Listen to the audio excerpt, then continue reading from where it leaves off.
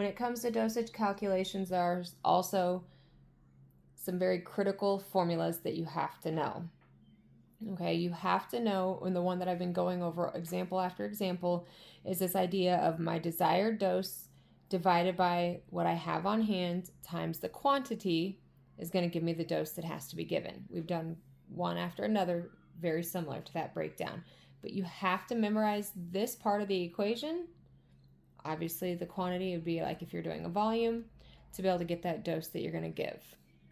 Okay. Another thing that you have to remember is that rate is going to be your mLs over however many hours. Okay, so the rate that we're administering an IV infusion is going to be mLs total over the hours to infuse.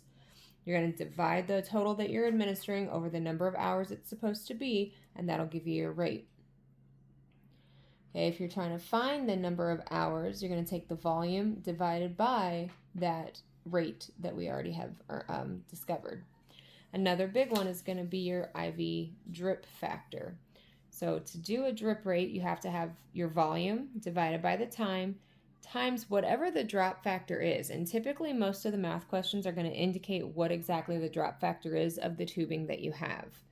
So you have your volume over your time, so it must be in mLs over minutes. So if something's not in mLs or if it's not in minutes, you have to convert. And then you're going to multiply the volume over time. You're going to multiply that by the drip factor itself, which is going to be drops per minute, and that is going to ultimately cancel out those mLs, leaving you with drops over minutes. Okay, let me know if you have more questions. I'm going to be posting videos with these examples here shortly.